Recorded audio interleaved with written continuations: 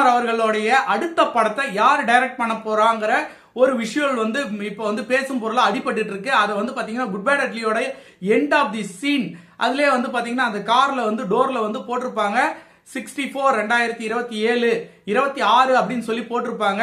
அதை வந்து பாத்தீங்கன்னா மறுபடியும் ஆதிக் ரவிச்சந்திரன் அவர்கள் தான் டைரக்ட் பண்ண போறாரு. அஜித்குமாரை வச்சு அக்டோபர்ல இருந்து இவர் கார் ரேஸை முடிச்சுட்டு அஜித்குமார் அவர்கள் அக்டோபர்ல வர போறாரு. அக்டோபர்ல இருந்து ஷூட்டிங் ஸ்டார்ட் பண்ண போது இதே மைத்ரி மூவி மேக்கர்ஸ்க்காக தான் படம் பண்ண போறாங்க. இந்த படம் வந்து பாத்தீங்க அப்படின்னா நல்ல ஒரு பொருட்செலவுல இந்த குட் பேட் அட்லிக்கு வந்து பாத்தீங்கன்னா பெரிய அளவு பொருட்செலவுலாம் எதுவுமே பண்ணவே இல்லை. ஆனா இந்த படம் வந்து மிகப்பெரிய பொருட்செலவுல பண்ணலாங்கிற ஒரு ஐடியால இருக்காங்க. அவரு ஏற்கனவே அஜித்குமார் அவர்கள்கிட்ட வந்து ஆதிக் சொன்ன கதையே தான் இது.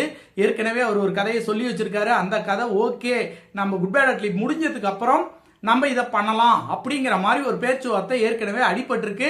அது வந்து பாத்தீங்கன்னா அஜித்குமார் அவர்கள் ரேஸ் முடிச்சுட்டு வந்த உடனே 2025 அக்டோபர்ல இருந்து இந்த படத்துக்கான பூஜை போட்டு படத்துக்கான ஷூட்டிங் வந்து ஒரே மூச்சுல நடக்க போகுது. அதுக்கப்புறம் ஒரு ரேஸ் இது இல்லை. அதனால வந்து தொடர்ந்து அவர் வந்து படம் பண்ண போறாரு. அவருடைய அதுக்கப்புறம் ஆதிக் ரவிச்சந்திரன் அவர்களுக்கு அடுத்தபடியாக அவர் யார் கூட இணைய போறாருன்னா எல்லாரும் எதிர்பார்த்துட்டு இருக்க KGF 3 இதை ஸ்டார்ட் பண்ண போறாங்க. அதுல வந்து அஜித்குமார் அவர்கள் இருக்க போறாரு. இது ஏற்கனவே வந்த நியூஸ் தான். அது அதிகாரமான நியூஸா வந்து அறிவிப்பு கூடிய விரைவில் வந்து அறிவிப்பு வரும். இதுவும் ஒரு மிகப்பெரிய பிரம்மாண்டமாக இருக்க போகுது. இனி அஜித்குமார் காட்டுல மலன் தான் சொல்லணும்.